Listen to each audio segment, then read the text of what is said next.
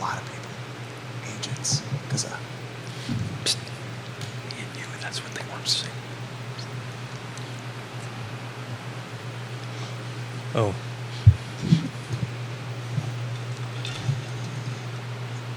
Good Friday morning, guys. Jerry Miller on Real Talk with Keith Smith. Thank you kindly for joining us live in downtown Charlottesville. A pleasure to connect with you guys through the I Love CVille Network on a show presented by Yes Realty Partners and Keller Williams Alliance. RealTalkWithKeithSmith.com, the website, the chain of trusted advisors on the real estate life cycle. Real Talk with Keith Smith, click the Partners tab. These are the people you can count on to get you to the closing table and make life better for you.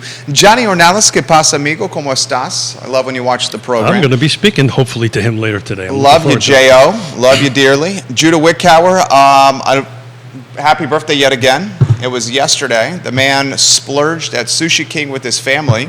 Came in. How many sushi rolls, Judah Wickower, did you devour? And I don't mean to put you on the spot here. I don't know if you have even the 3 shots set up here. I know I'm throwing this in. I do. I got really. I went there for the hibachi food. I wanted some teppanyaki, but we no longer have Flaming Wok, so I settled for Sushi King. Got some hibachi steak, and I think I got a couple rolls and a couple just what is it, sashimi. Ooh, fantastic. You and Yonna have something in common. I love sushi. Yonna not so much, but she's a huge hibachi fan, and to find a really good sushi place that can do sushi and hibachi is a little difficult to find. I mean, generally you want to go to a sushi place for sushi. Yeah, because sushi is Yonna watching? Because I'm about ready to get myself. Yeah, Yonna is watching. I mean, don't you generally want to go to sushi for sushi because the collateral damage of sushi is sushi? Yeah, right. But the incredible thing about sushi when it's done right is some of the best cuisine out there. I love sushi. So, what is your favorite sushi place in Charlottesville? Now and Zen. Yeah. Hands down. Now and Zen on Market Street. Have you had Now and Zen? Hands down. I have to wait until Yonna goes and travels to visit grandbaby so I can go ahead and go to Now and Zen. I like it. Toshi at Now and Zen's a personal friend. The crunch roll, the dragon roll, the volcano roll. I encourage anyone to try those. My wife, who's watching the program now, turned me on to sushi 8 years ago, and ever since, it is probably maybe my favorite food. Good sushi. Good, yeah. Not gas station sushi. Or convenience store sushi. I've got to tell you, I'm probably going to get myself into a little bit I like when you do that. trouble here. We both do that, evidently. We'll leave it at that. We'll leave it at that. Yeah, but we're cute, so. Yeah, we'll leave it at that. We're endearing. How does that sound? I'm not going to go any further. We are endearing. Yeah, we I can't speak for you, but I do have a habit of opening up. You're mischievous. I have a habit of opening up foot and maybe putting my Birkenstock in my mouth. That's why we love you. So that's why you make a great talk show host. But I got to tell you, Food Lion Lake Monticello sushi. It's good. Is really good. Fresh?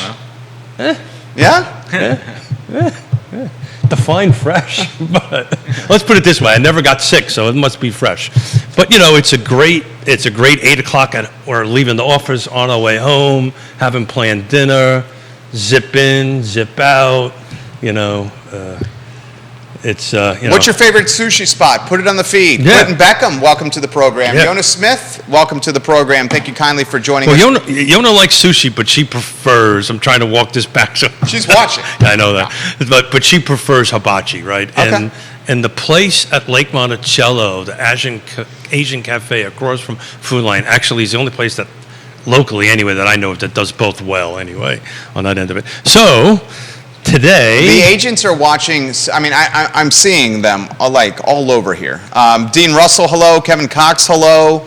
Nora Gaffney, hello. Kate Sharts, the Queen of Ivy. Love you, Kate Sharts. Welcome to the program.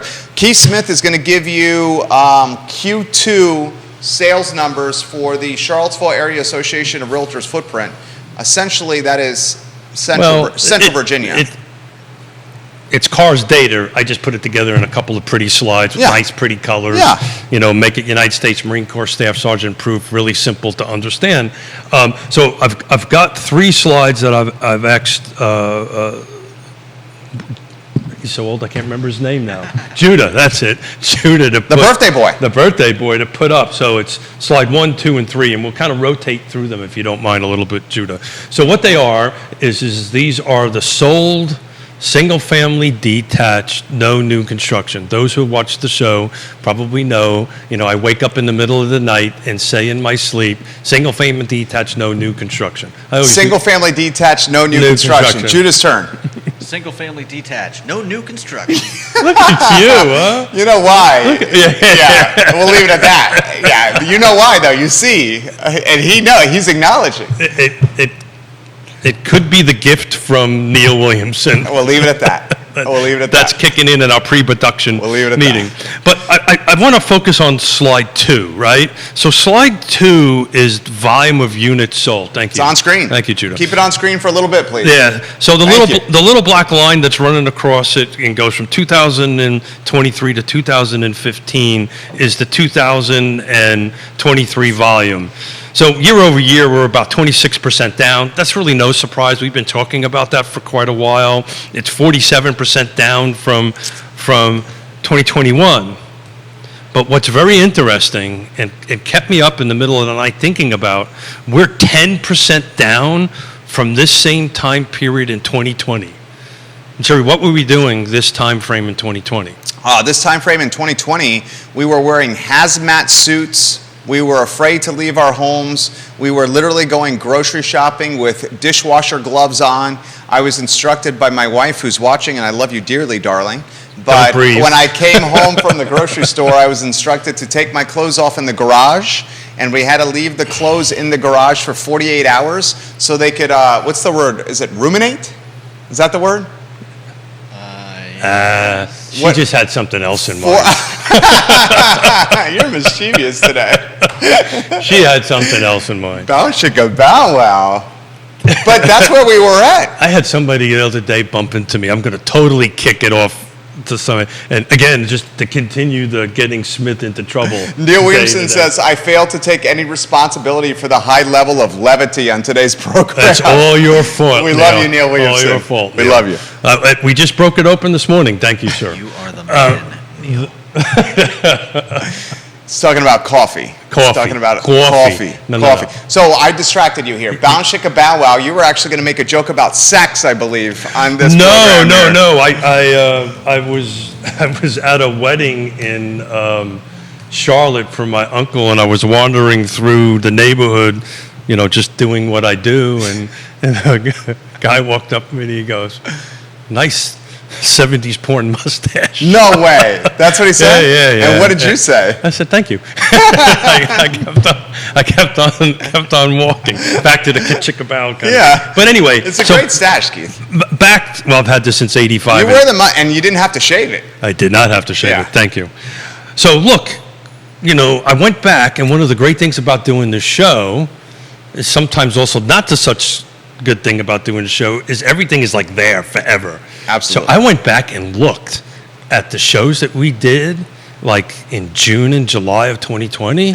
Right? I was sitting in that seat. I had a mask on. Right? We had tape measures to make sure we were 8 feet away. We literally did. And we were Skyping in people. Yeah. Right? To go ahead and have a conversation. But what else was going on at that time? What was the big panic? Besides COVID? Yeah. Well, how was the COVID projected to impact the housing market? COVID was projected to tank the housing market. We were not doing in-person we were not doing open houses. The scuttlebutt in early 2020, Q1, Q2, was that the open house was going to be eviscerated and evaporated forever. That was not the case. I mean, there were deals. I'm not paraphrasing this because I went back and actually watched our shows and the feedback from people. Yeah. I mean, it was like the housing market was over. It was over. Right. It was never coming back. And then the back end of 2020, it exploded. And then into 2021, it really exploded. Well, and the data's that we're looking at is going to prove that's what happened. But we predicted a V, and that's what happened. You predicted it. You were all over it. I got to tell you, that's not what's going to happen now. Ooh. That was a doom and gloom right there. Yeah, sorry. I went from, Jesus, I know. God, that was heavy. Yeah. I get accused of being a Debbie Downer. Oh, my goodness. My mood just Well, we got to be sank. honest with, with the folks. They expect right? it, and they know it. Yeah. So we'll get into that. I'll drop that little bomb, and maybe later on down the road, we'll go ahead and fix it. But we are 10% right now in volume. Again, laser focused on single-family detached, no new construction. I say it in my sleep, right? Because, I just want to go ahead. It's on screen? Thank you. I just want to go ahead and make sure that, we're comparing apples to apples to apples to apples. I've got future slides coming up over the weekend that will handle the single-family attached, new construction, and so forth and so on, which will tell a different story. But by and far, 80% or so of the volume of sales, don't quote me on that number, I didn't get a chance to proof it, but a large percentage of our business is in single-family detached, right? So I can compare Fulvana to Charlottesville, so forth and so on. So we're 10% down below the time of the world was ending, literally. And it's understanding why the market feels the way it does. And until I took a look at this, I couldn't quite understand why it's feeling this way. The second thing that slide number 2 proves to me is what we've been talking about for a while, that this is more like what year? 2015. And 16. This is so. You told me that. If you look at the data, 2015, 16. It's more like it's kind of in the middle, right? Okay. It's kind of in the middle between now and then. But what was the huge difference between? If you go to slide number 3. Ooh, I got them right here. But there's a lot of paper print in here. Yeah. I'm a recovering developer. I kill trees. That's what I do. So thank you, Judah. So if you take a look at that, but take a look at the days on market. Watch in 2015 and 16, we were in the 30 to 40 day. Oh, sorry. Judah says I have to talk into the mic. Okay. Thanks, Judah. Thanks, Todd. Yeah. You can speak into the mic and say stupid, talking to the mic. I'd be okay with Judah, that. I've never heard Judah say a mean thing to anyone ever. Goes into the mic over here. Huh?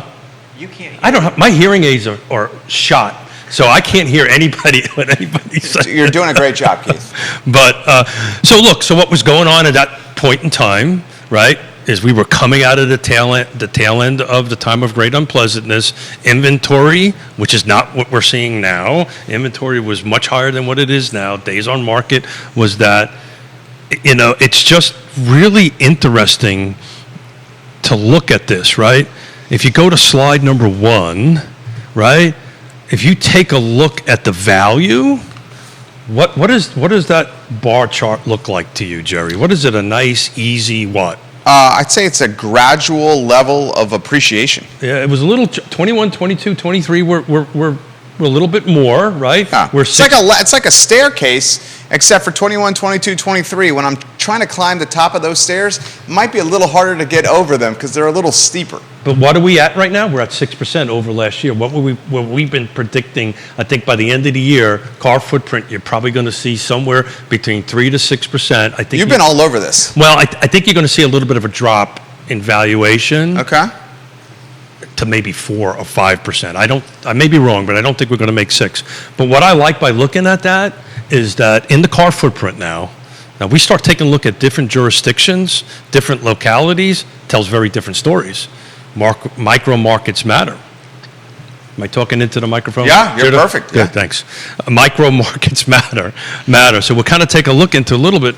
But so we got values going up steadily from 2015 to now. Days on market are basically at 0, 5, 6 days on market on the end of it, but our volume is A, below 2020, and B, just a little bit below 16, a little bit above 15, so we'll call it somewhere in the middle of 15 and 16. I don't think, at least I've been doing this for 35 years, it normally doesn't track that way, right?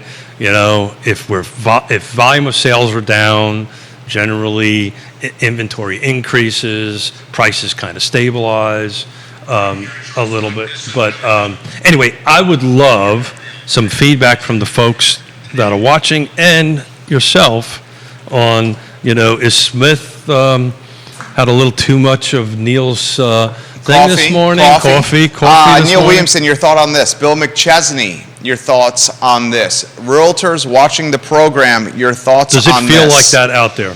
Jamie Turner, Scotty Moe, Brittany Gray, Richard Fox, Cully Baggett, Matt Neese, Nikki, Dave, Lisa Watson, who's a referring realtor at Avenue with the Palmers.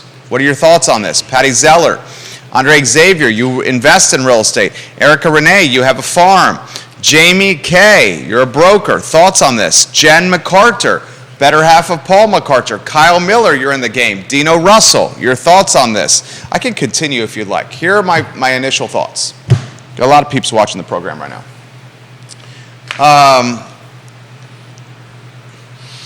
You got, in the next 12 to 18 months, an additional, call it, and I'm going to be conservative with this statement, Judah, with Data Science School, with the Paul Manning Biotech Institute, and with the UVA Conference Center and Hotel, I would say conservatively, you have new to this market 3,000 to 4,000 people with significant six-figure jobs looking to move here.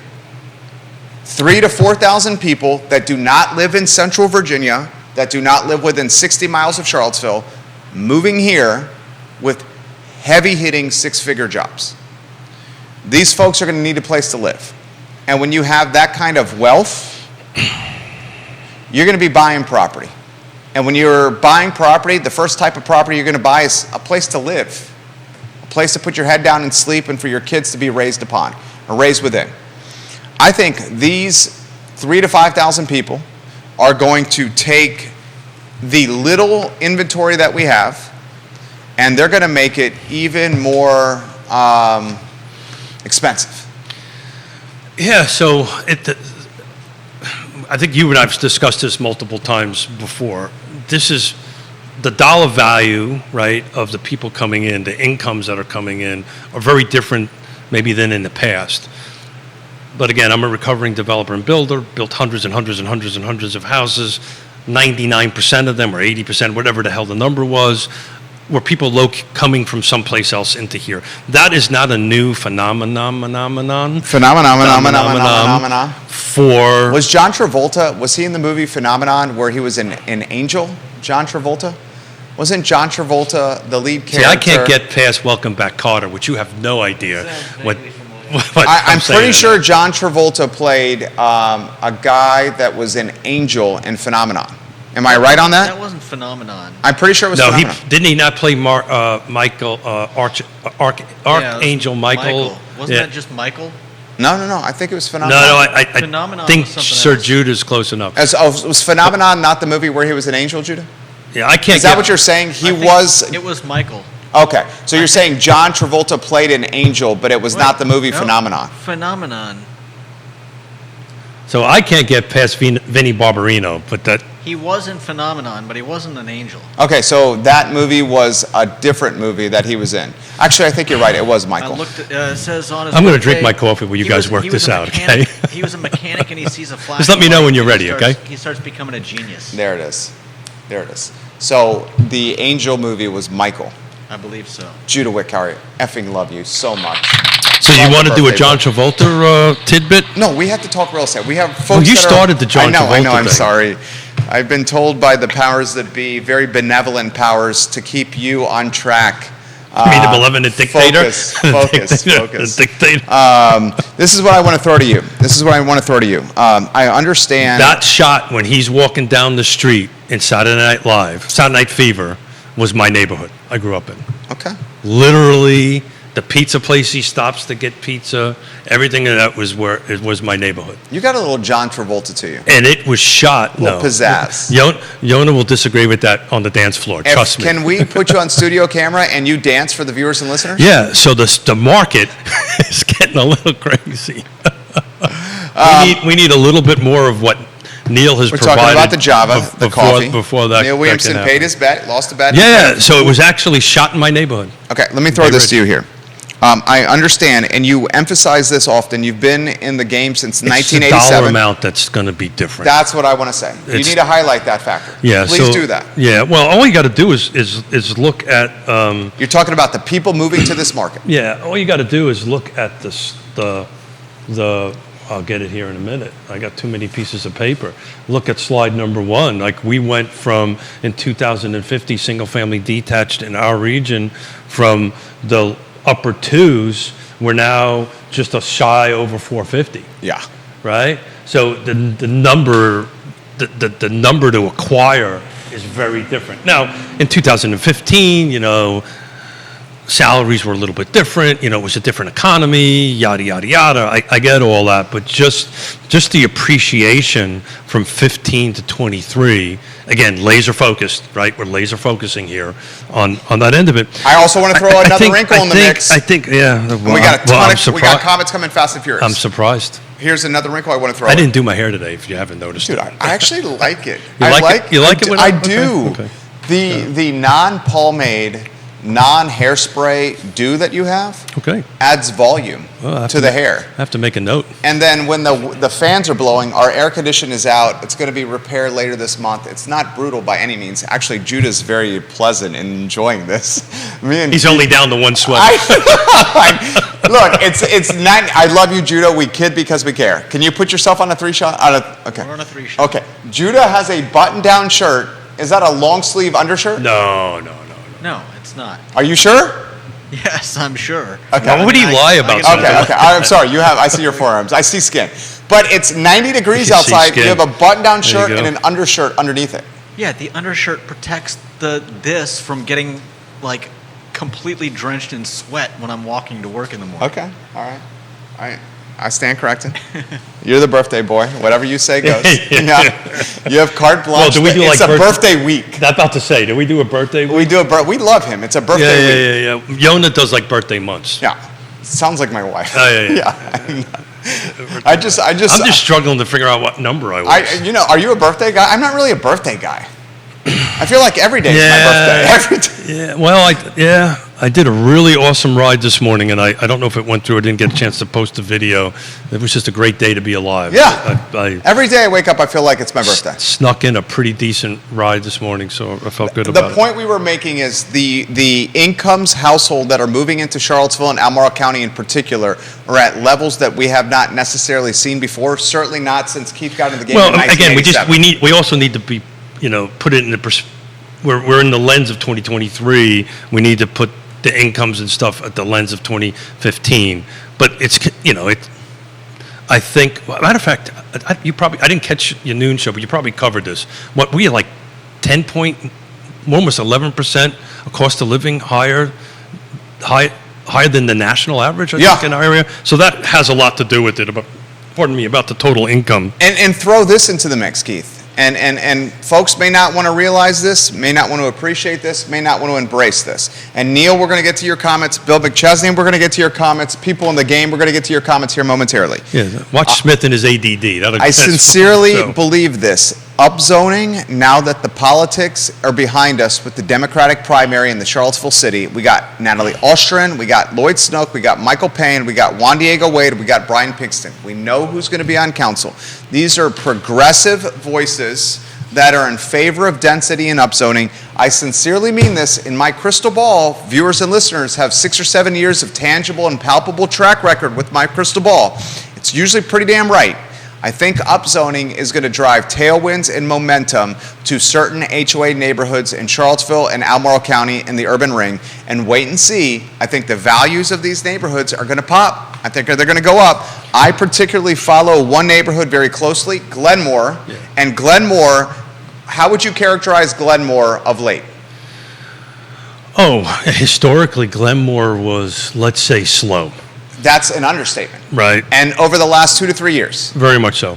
But over the last 2 to 3 years, how would you characterize it? I'll tell you what we need to do for Monday, I'm going to pick apart sales volume of HOA and create a little chart. How would you characterize Glenmore of late? Oh, yeah. It's gangbusters. One of the hottest neighborhoods out there. It's not. But you're 100% right. Hottest neighborhoods out there. But the reason I want to do this breakdown, Jerry, just to solidify the point that I'm about to make, is I think HOA neighborhoods, for right, wrong, or indifferent, always done better than non-HOAs. But Now wait till upzoning happens. well, And I know you think upzoning is not going to have a massive impact. no, I'm I going to think quote. the impact I'm it's going going to to have is steal. perception. Correct. I'm going to steal a quote from Neil. This is really going to go from one property to one property. It's going to take a long time to impact inventory, and I don't really think it's going to impact inventory in a huge way, ever. I agree. But the perception, Yeah, what was that saying? When the truth is boring, print the perception, or whatever it is. Something like that. To that point. Look, it's not. I think it is going to be tweaked a little bit from what it is now. I think that's pretty clear. I don't think it's going to be substantially tweaked. I think it's going to get approved before the end of the year. I just a friend of the show texted me an article this morning, the missing middle, quote unquote, zoning rewrite in Arlington has now got a lawsuit, and the brakes are getting hit because it's going through the lawsuit. So this thing is going to happen. I'm sure somebody's going to file a lawsuit. That always I have happens. intimate knowledge of this. It always happens. Well, knowledge or not, it just always happens on it. So this process is going to get done, approved. Everybody's going to forget about it. It's going to go through this lawsuit or wherever the process it's going to go, and we will have single-digit percentages increases in density to that. You got to hear this comment. No, It's pretty significant. Neil He's watching. on the 12th is going to join me that I'm moderating on, which is Albemarle County's developer incentives. Ooh, Neil. So he's part of a 25-person roundtable that yours truly is moderating to discuss that. That's where the rubber is going to meet the road, right? What incentives are out there to go ahead and help the developers put units in the ground? Everything from turning red tape into green tape, bonus densities, so forth and so on. So keep an eye out for that. That we'll report in when it's all said and done on how that conversation was going to go. But I just don't. We'll see what the folks say on the feed, but I just don't see this bringing a huge amount of inventory. Judah Wickhauer, listen to this. Keith Smith, listen to this. I got my pen. James Watson, please listen to this. Lloyd Snook, please listen to this. Jesse Rutherford, please listen to this. Bellamy Brown, Bob Yarborough in Redfields, Heather Walker, Jamie Turner, Lauren and Keswick, Kevin Yancey in Waynesboro, Scotty Moe of Ross Mortgage, Philip Andrew Hamilton, the state senator candidate, Kerry Rock, please listen to this. You ready? And this week's from Neil Williamson, Free Enterprise Forum. Neil, I was hyping you yesterday at a meeting with a client suggesting that they go to Free Enterprise Forum to learn about planning and zoning and your commitment to the free enterprise. My client had not heard of your brand or your website and the efforts that you're doing, and he is now all over it. Neil Williamson says, in this week's City Council Planning Commission work session, Mayor Snook, who is watching, indicated UVA growth is projected at 0.75% annually. That means 4,000 more students by 2044. If the university houses half of these students, there will be a need for 2,000 new beds by 2044. Where will these folks live, and how will this impact housing affordability in Charlottesville City? So one of the things. Great comment. Yeah, one of the things. So I think I may have mentioned it before. I'm up to number 7 client that's looking around for a piece of property to either buy and hold, to potentially do something with this zoning rewrite. A couple of them are actually looking around the university for that very reason.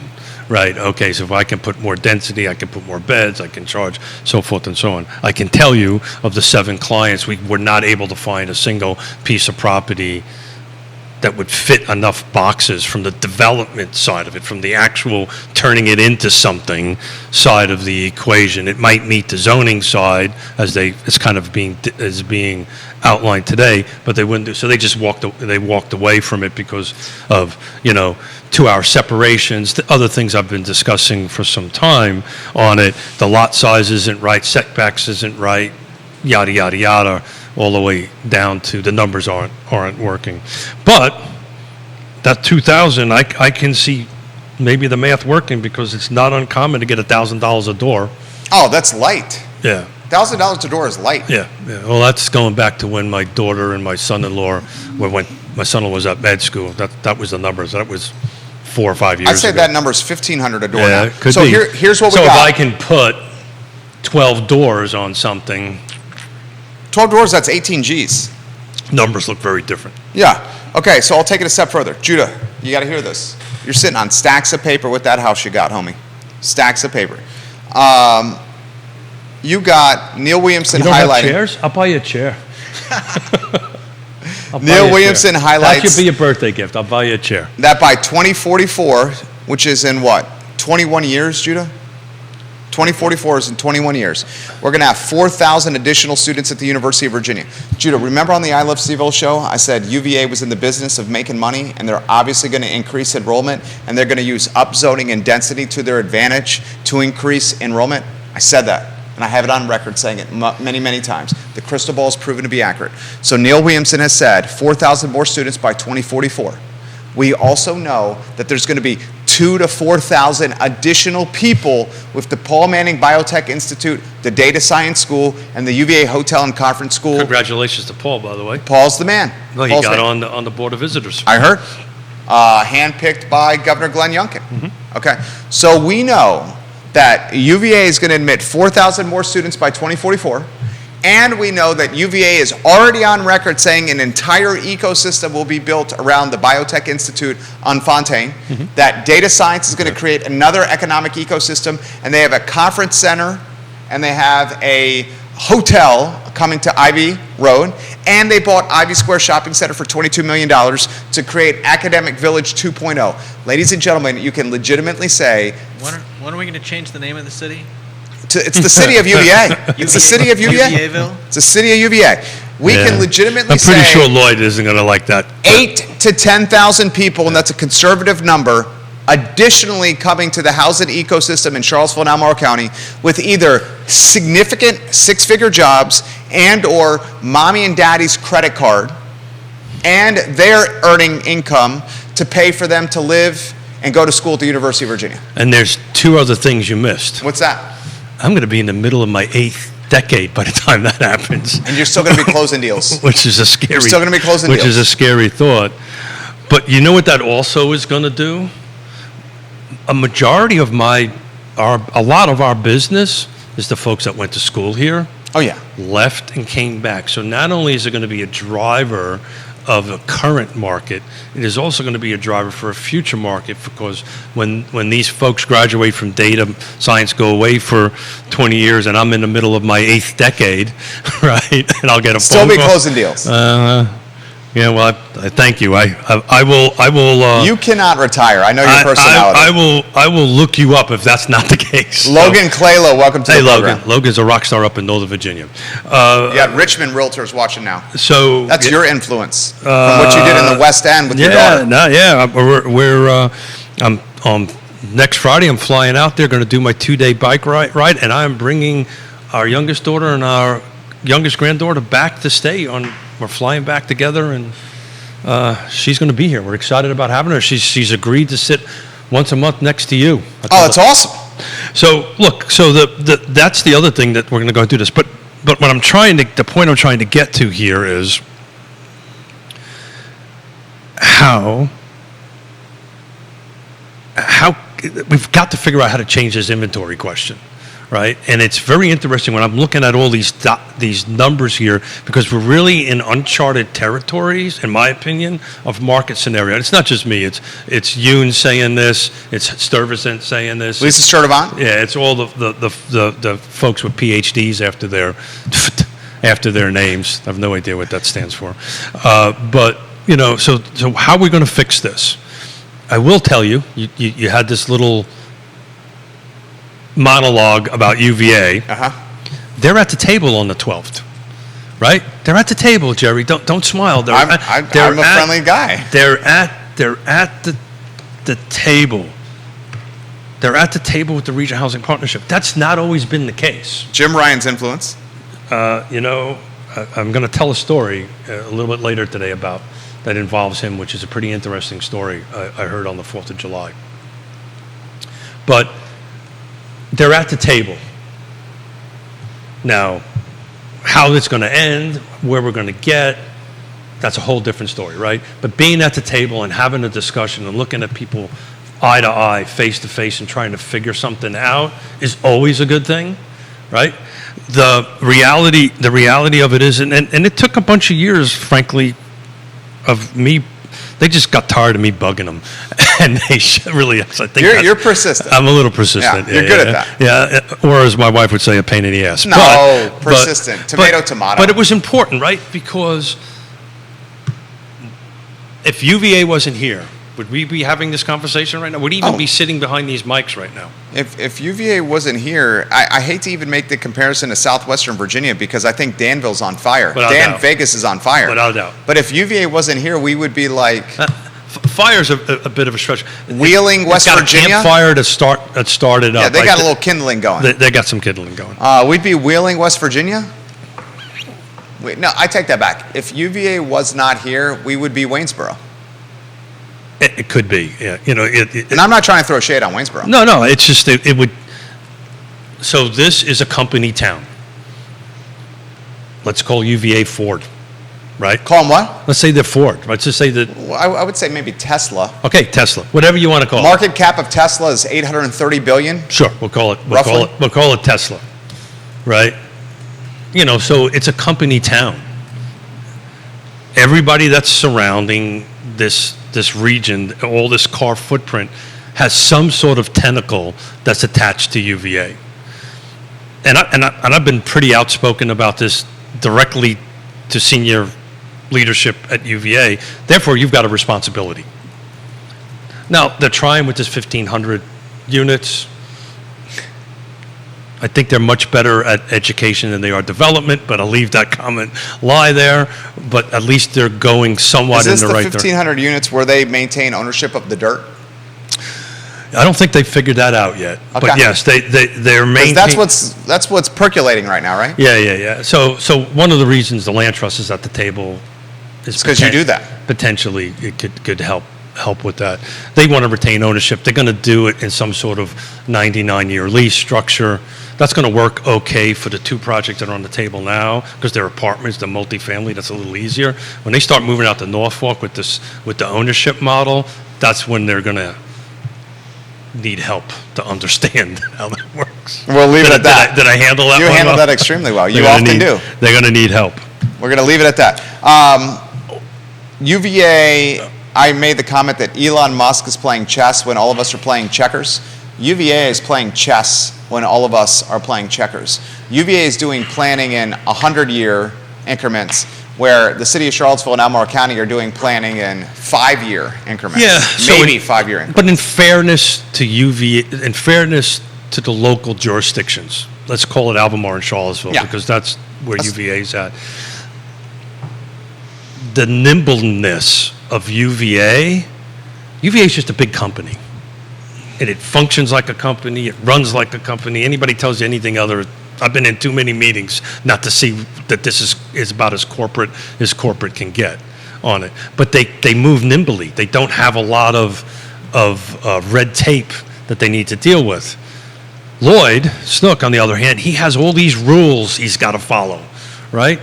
UVA doesn't have that many rules. Oh, and Mayor Snook, who's coming on the program on the 20th, 2 Thursdays from now, cool. Also is working in 4-year terms. That's exactly right. They're working in 4-year terms. Now, he got elected, so he'll have 2 back-to-back 8 years, but they're working in 4-year terms. Yeah, and no city... I haven't had a city manager in... No elected body can dictate something to the next elected body, right?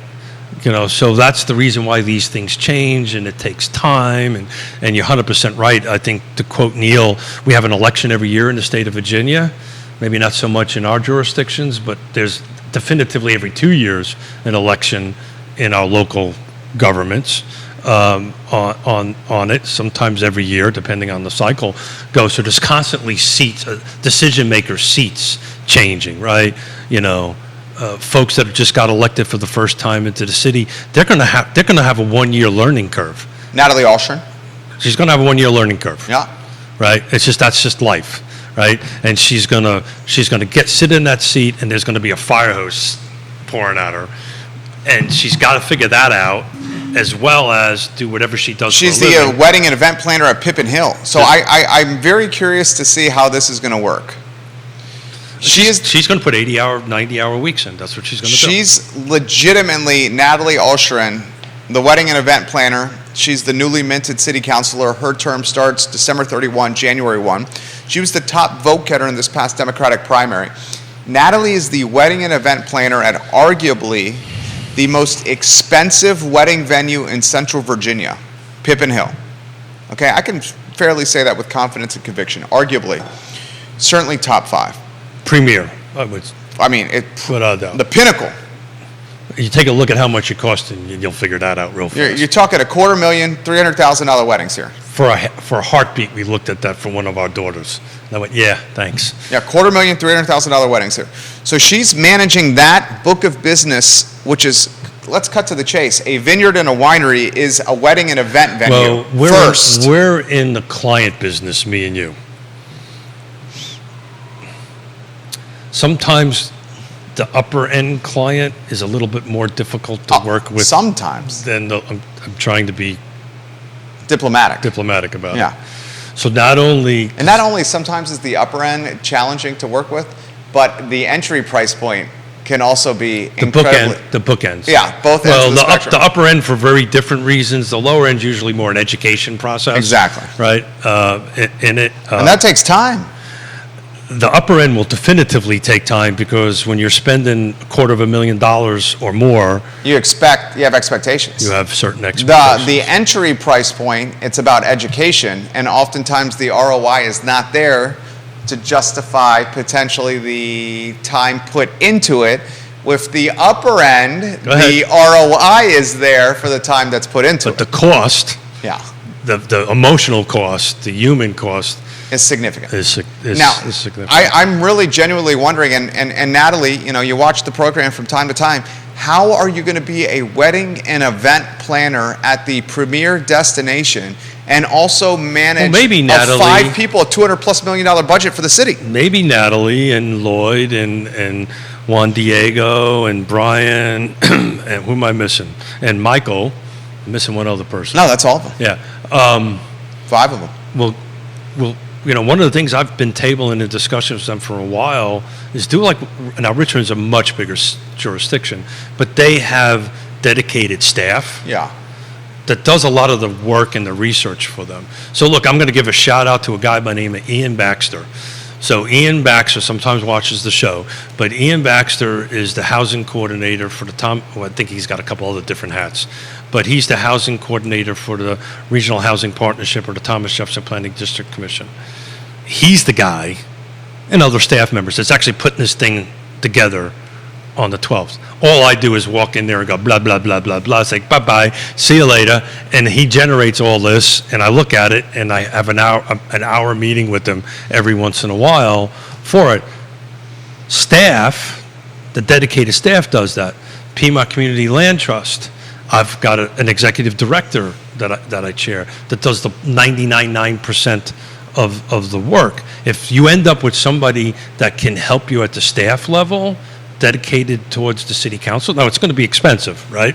It's going to cost. But that will do 2 things. It'll free up her time to really do her work, her job, a job she makes money at, plus the job of being a city councilor. The other thing it does, which is more important, it sets institutional memory, because electeds will change. Establishes. Staff will stay. Yeah. Right, and that's... First, we should hire a city manager. Oh, who dropped out? Michael Rogers. Yeah. Judah and I broke that news. Remember, Judah, on Michael Rogers dropping out? Yeah. So since we're talking about Charlottesville, do you want to look at Charlottesville numbers, or do you want to take some questions from the I team? would love to look at Charlottesville numbers. Then we'll take some questions from Jason, from Bill, 7, 8, and 9. Kelsey, and Michelle. Yeah, why don't you take the comments while Judah's working on the I slides? think he's got them on. He's got it on 7, it. 8, and 9, slide 7, 8, 9. all right, So yeah. All those right. are the Charlottesville slides. So this has come in. Michelle's watching the program. Michelle Kraling. So everything you guys have just outlined would indicate to me that the inventory numbers aren't going to change anytime soon. Prove me wrong. No, you and I are on the same wavelength. I think I may be wrong, and I'm not quite ready to bet my mustache yet, but I think we're at least 5 years at this, if not more. And how I'm kind of guiding that decision or that thought process. Thank you, buddy. That decision is that we were in a lag for 10 years, right? So when the time of great unpleasantness happened, we went from 2 million roughly 2 million new construction units a year to like 300. And we stayed at 300, 400, 500, 600. And we built up over 10 years, roughly, depending on who you talk to, 5 to 6 million units short. Now we're kind of upping it a little bit. The last couple of years we've been north of 1 million, which is good news. But we've got to make up that 10-year lag, and that's my rationale. My rationale is we're probably somewhere between 2 to 4 years into this 10-year cycle, recovery cycle. So we've got anywhere between 5 and 6, maybe 8 years of this inventory, unless something really big happens and then everything I just said goes out the window.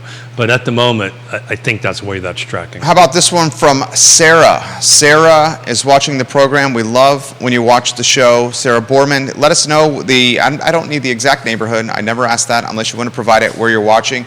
She says, what would keep home builders and developers just from pursuing single-family detached housing with price points like this? It's a great question. It's a great question. It's a bit of a loaded question, right?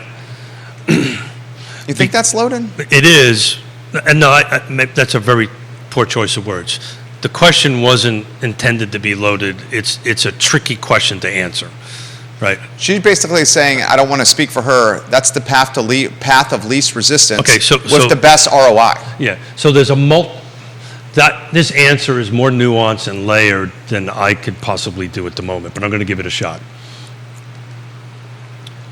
All the jurisdictions within the footprint have some sort of ordinance that says you only can subdivide by right 6 to 8 to 10s, 5, 6, 7, very minimal a number of division rights, right?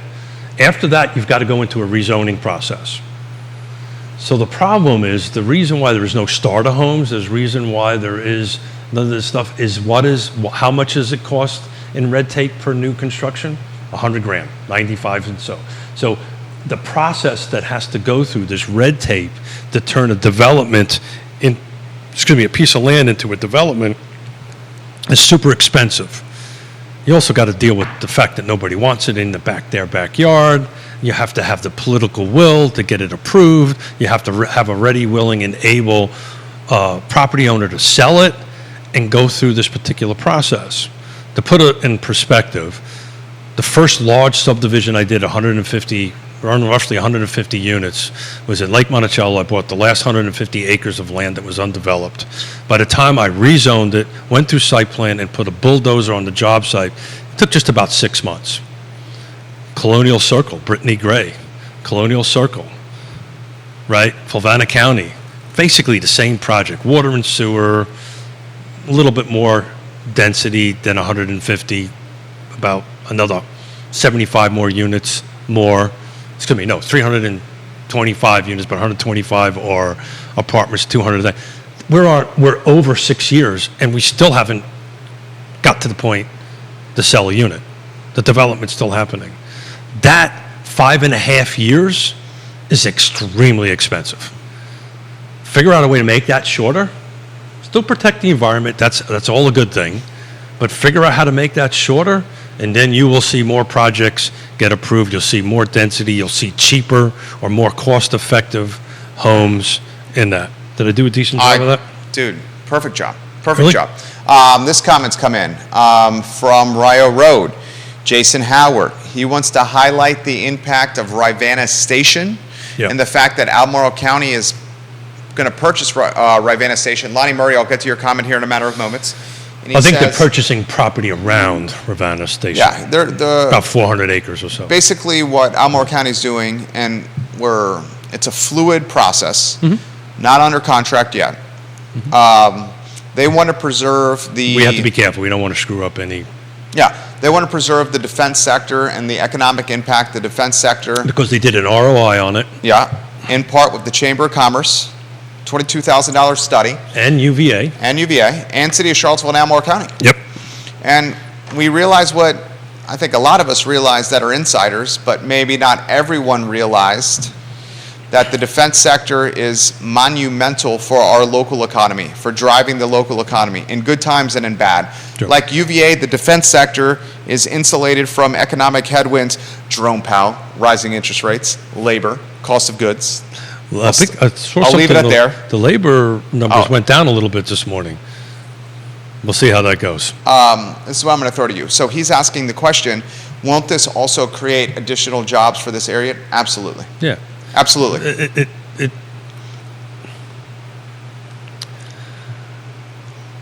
This snowball has been rolling down the hill for a long time, and it's just going to continue to roll down the hill. Even in the time of great unpleasantness,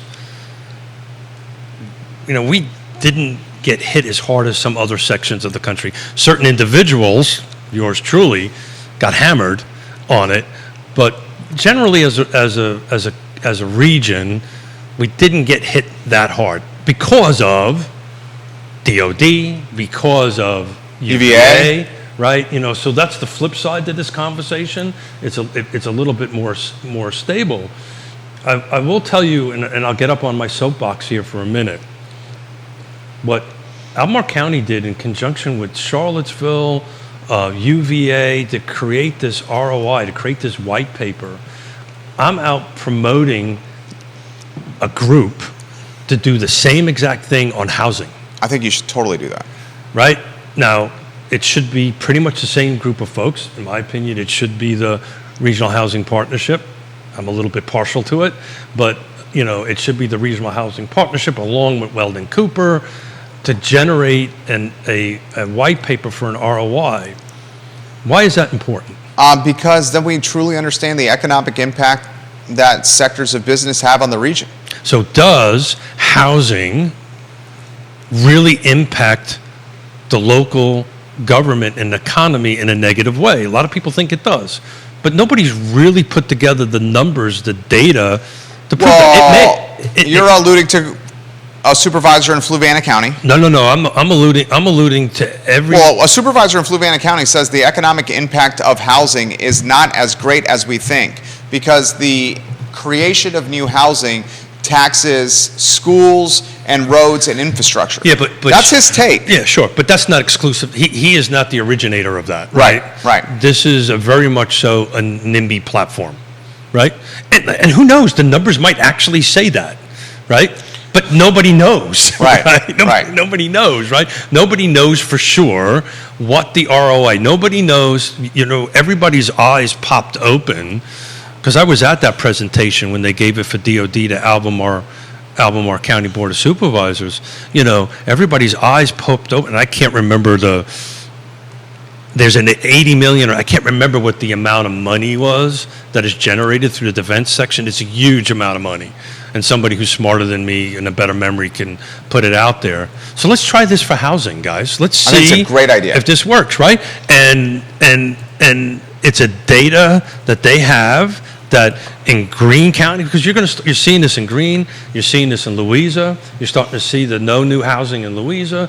You're not so much in Nelson County, but you can see it creeping into that end of it. So this is going to be a narrative for the foreseeable future to our region. So let's put the numbers together. Let's see what they are. The thing is, with that, is then will they actually believe it? Yeah. Well, good. What you would hope. Nah. We'll leave it at that. Yeah, some people have problems with facts. Lonnie Murray says this: the inventory question cannot be solved because it is not in the best interest of developers to reduce demand for their product and put too much supply out there. Bingo.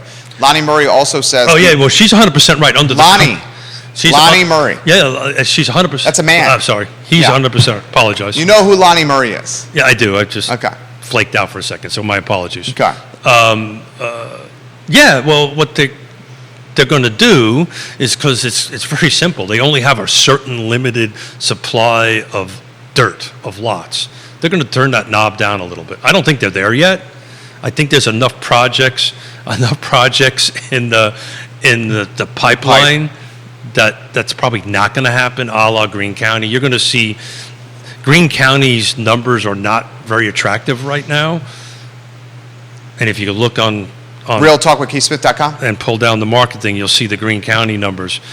But this time next year, we're going to be having a very different conversation about that. Keith Smith's on fire. Am I supposed to look at my phone? I sent you a text message. Lonnie Murray says the inventory question cannot be solved because Thanks, it is Lonnie. not Appreciate in the best interest of developers to reduce demand for their product and put too much supply out there. The only time you end up with prices going down is when there is a market crash and developers are caught off guard. Even then, during the housing market collapse, you saw developers bail from lots of projects. Think Biscuit Run. The other piece to this is once prices go up, once everyone, even homeowners, see any drop in prices as a loss, so no one wants to list a house for less when the prices at the peak were unrealistic. There's a ton to pick apart from that, from Lonnie. I know this much. Right now, new construction is outpacing value than existing. There's enough new projects coming up online. This developer incentive program is probably going, in my opinion, is going to help a little bit to go ahead and do this. I'm trying to parse together his basic comment about it. But yes, the market impacts this up and down. The question is, does he really think we're going back to the time of great unpleasantness? Lonnie, do you think we're going back to the time of great unpleasantness? And the answer to that is no. He may think that, but the answer is we're not. What do you think, Lonnie? Are we heading to 2008? No way. 2009, 2010. He also says this: the difference with Rivanna-sation and those defense folks is they are more likely to shop in Albemarle County as opposed to Fluvanna County. And then he highlights who is shopping in Fluvanna County. Oh, it's very interesting. This is where he's going to reference the Food Lion and the production output of that Food Lion. Thank you, but that's not what I was thinking. Oh. So if he does not think 2008, 2009, 2010 either. Good, yeah, good. So the interesting thing, and I don't want to put poor Judah to work here, so Lonnie, pull down the tab, the market tab, and take a look at Fluvanna County without Lake Monticello. It's the only jurisdiction year over year that is actually flat. I don't know if you can pull up slide 11 that quickly. But it's the only jurisdiction of the 6 jurisdictions that we looked at that is flat. Actually, you know what? The intro slide would be perfect. Judah. Yeah. I apologize. Well, here's 11. Okay, thank you. Wow. So if you take a look at Lonnie at 2020, we're on par there. You take a look at Lake Monticello, it's a little different. Yeah, well, Lake Monticello is Fluvanna for the most part. Yeah, it is. The volume of sales are much more at Lake Monticello. But thank you, buddy. I'm just saying, compared. You're on fire. Thank you. Feed's on fire. Compared to that, so it's a little flat. The question is, these new jobs, what's the salaries going to be? Are we going to be like San Francisco, where $100,000 is entry level? Austin, Texas. Texas. Austin's going down in value. I know. Austin is going down in value. Austin has gotten so expensive that few true OG Austiners can live there. But anyway, it's going to be an interesting time. Curious if Deep the Throat is watching the The program. rock star is going to be Greene County. Deep Throat, you watching the program? Curious your take on Austin. He's a upper level macro finance guy. Yeah. I think he's still got investment property in Austin. Yeah, I mean, the Neil, thing with Austin, it depends on when you bought it. Neil, like anything. Yeah, right. Neil Williamson says this. Neil Williamson is responding to Lonnie Murray's comment, which I read on air. So Neil listened to Lonnie's comment that I read on air. Lonnie left that comment on a different Facebook page than Neil is interacting with right now. So Neil says Lonnie Murray I'm trying to figure out what page I'm on. might want to recognize that Albemarle County has only approved 58% of the potential comp plan density over the last decade. And he says, look at our density denied report from the Free Enterprise Forum. He shares the link. Neil says, builders build to meet demand. If you'd like to see the links that Neil are sharing, he's commenting right now on the I Love CVille group. Lonnie is commenting on my personal Facebook page. Regardless, it's all archived at Free Enterprise Forum, Neil's website. And Bill says we do not want to be like San Francisco or Austin. I would rather be like Greenville, South Carolina. Greenville's awesome. Yeah, we talked about that with Neil, With because Neil. Neil did a tour on it. Greenville's a pretty cool little town. The thing is, Greenville doesn't have UVA. Right. If Clemson is close. If Clemson was downtown Greenville, it would be Charlottesville. Downtown Greenville is awesome. It is really nice. My But the wife look- and I visited some of my wife's friends in Greenville, and from what I remember, it was pretty awesome. It's pretty nice. Nice. Remember, got it. We were having a good time. We were out, Got it. we were out and about. Got it. Comments are coming in faster Yeah. than I could potentially keep up. This back to the developer Lonnie, thanks question. very much for the participation, man. Absolutely. This is from Michelle again. Again, why wouldn't a builder just develop single-family housing at the most expensive clip possible? Well, that's what's happening, right? Just saying, what would change it? It's basically what. Yeah, so that's why this developer incentive program, whatever it shakes out to, is so important. Look, I'm a recovering developer. I can say this from a little bit of personal experience. All they're looking for is typically is the rules. Give me the rules. What can I do? What can I can't do? Right? So you can't build starter homes anymore because it's too damn expensive. The land is too expensive. Land acquisition. The time, it takes 6 years or more. You should highlight the To get- cost of site planning and the site work. Yeah, well, I can speak to that. So I know you can. So A lot of people don't even realize this. Yeah.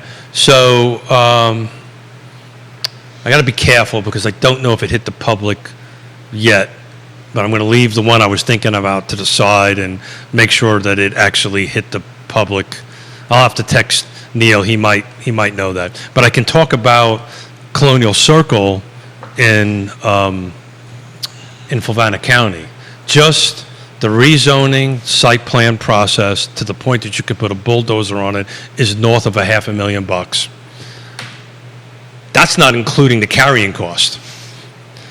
That's just what it costs to get through the process. That's not carrying costs. That's He's talking debt service, not debt service. Yeah. That's not acquisition, right? right? That's not. Consultants for approval to push things through. Yeah, that jurisdictions. $500,000. That's in there? Yeah, Okay. that half. Yeah. Is that light? That seems light. Well, yeah, $500,000 is about right. Okay. About right. It depends how many environmental studies you need to do, how many traffic impact analysis you need to do. It depends on all kinds of different things. It might be a little bit north of it, but for the sake of a talk show, let's call it $500,000. Let's just say this. Justin Shimp, you're in a good spot. Yeah. Well, he's very good at what he does. Shimp Engineering, you're in a good spot. Kelsey Schline's even better, but anyway, they're really awesome, in my opinion, what they do. But it doesn't include 6 years of carrying cost, the amount to acquire it, all the connection fees you've got to pay for water and sewer, which, by the way, is $12,000 per door. Well, let's just look at it this way. You're talking 6 years. Look at how the interest rate environment has changed in 2 years. Look, I'll tell We've you. gone from 2% interest rates to 7%. How do you think I lost $17 million? I started a project in 2003. It didn't get approved until 2007. Stupid finished development in 2008. Put his first house in 2008. Oops. What happened in 2008? That was bad luck, though. It's just timing. Yeah. just Which bad one? luck. Number 5. Timing. Yeah, timing's everything. Timing is everything. You're on fire today, Keith. It's the coffee. I know. The Nod, coffee's- nod, wink, wink. The coffee is kicking. Can Keith break it down per lot development costs exclusive of land costs from Neil? Can you break it down to a per lot development cost exclusive of land costs? Back of the napkin. You could do that back of the napkin, right? Oh, yeah. Yeah. Single family detached or Let's go single family detached. That's the most common.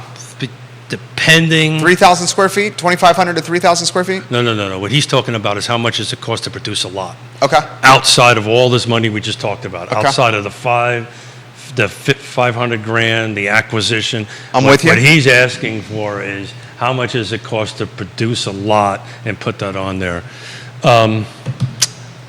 Right now, depending on topographical layout, how much the Department of, how much TMDL, DEQ, these are all acronyms, but how much you got to pay into the bank for the Chesapeake Bay end of it, probably 60 to 75,000. Light on 60, high on 70,000. So it's cost you less acquisition, somewhere around 60 to 70 grand to actually build the roads, put the infrastructure in, curb and gutter, sidewalk, amenities, yada, yada, yada, yada, yada. And oh, by the way, that doesn't include your connection fee. Yep. That gets put on the build side, which depending on which jurisdiction you're in, it ranges anywhere between 10 and 20 grand. So now you got that amount of money, about 10 to 20 grand in connection fee, right? Your acquisition and all that stuff. So that lot, that's the reason houses are so expensive. That lot now, all in, well north of 100 grand cost. Now, if I got to buy them from Jerry, what gets added to that 100 grand? More money. There you go. and you're a tough guy to negotiate, so who knows? But that's 125 to 150 grand, and the rule of thumb is anywhere between 3 to 4 times of the lot cost. So that's why homes are $400,000, $500,000, $600,000, $700,000, because that math starts from the dirt forward. Great question, Neil. Thank you for the help. So, Hope that made sense. no, that made sense. So we're looking at a starting price point in Albemarle County in Charlottesville of? Oh, good Lord! I have to pull it up. You what it's sold for? I didn't do. You talking about new construction or? It's new construction. New It's construction's- astronomical. Yes, actually, I got that number. I think you do. It's in that notebook over It's in there. my little. I was trying to set you up there with the. This is my little cork book. I don't like have it. a black book. I like it. It's very nice. Little cork book. Hold on, give me a moment. I will let you know this, the viewers and listeners that are watching this fair and fine talk show, that the median values. New construction, 2023. Yeah. This is Albemarle County now. This is Albemarle County, 793. You hear that? So if you work your math backwards, New construction, Albemarle County, single family detached. single family detached, 793K. First 6 That's months. jumbo. Last year Jumbo loan. was 686. Non-new construction, existing homes, 560. And ladies and gentlemen, wait till you see what happens with these Canadian wildfires and how that's going to impact lumber. Yeah, it'll. We talked about this the other day. It'll We impact did. the smaller builders more so than the bigger guys. For sure. The Stanley Martin Homes, they buy on margin, they buy on bulk, right? It's on the other side of it. You won't see escalation clauses in their contracts. You will with either the smaller builders and or the customs, and the folks out there, particularly real estate agents. Make sure you understand them. Make sure you communicate with your client that they understand what they're signing when they sign escalation clauses, because it could be a slippery slope for both parties, by the way. But it's a slippery slope. Keith Smith, guys, you see what Ooh, this man's all about. 11:29. I know, 11:30 flew. You have fun today? Yeah, I did. Had a great time. No. I think they're. I always have fun. I think you are very talented at this. Give the viewers and listeners some closing thoughts. Well, I got to be good at something. You were good at a lot of things. A lot of things. What is it? Anyway, there's a saying, something about I'm really good at a lot of things, but anyway, I'll shut up. Jack of all trades, master of none? There you go. Thank you. Thank you for filling in my ADD in that. It's terrifying that I finish your thought like that. Yeah. We spent a lot of time. Yeah. What am I thinking now? Anyway. You really want me? I do. I really do. No. Finish your thought. Yeah, no, I had a lot of fun. That you had a blast today. I'm sorry? You had a blast today. I had fun. Always do. I love the Batman and Robin shows. I love the little back and forth, and it's a lot of fun, man. It's very fun. Always enjoy it.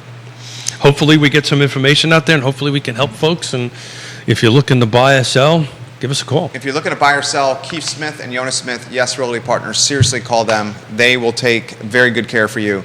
Real Talk with KeithSmith.com and click the, what's the tab called, J-Dubs? 2023 market reports, and then it pulls down to single-family detached new construction. I'm working on single-family new construction, single-family detached, so forth, attached, excuse me, all the way down. So there'll be a total package by the end of this weekend. There you click market reports on realtalkwithkeithsmith.com if you want to see all the data. And this data the big takeaway is that we're below 2020 volume during when COVID, when everybody thought housing was over, except for us. Right. Back to my comment, and I've kind of weaved this through the show. We're not at a V. We're not going to see a V here, guys. We're not going to see a V like we said in 2020. We're going to just see kind of a bouncing up and down, like a small little heartbeat going a little bit down through the years. I think another 5 to 6 to 8 years from now. You in the saddle on Monday? I'm in the saddle on Monday. Wednesday we were Scotty Mo. Friday I am in a plane going out west. To get your daughter. I'm going to ride a 2-day bike ride from Seattle to Portland. Nice. 210 miles. Wish me luck.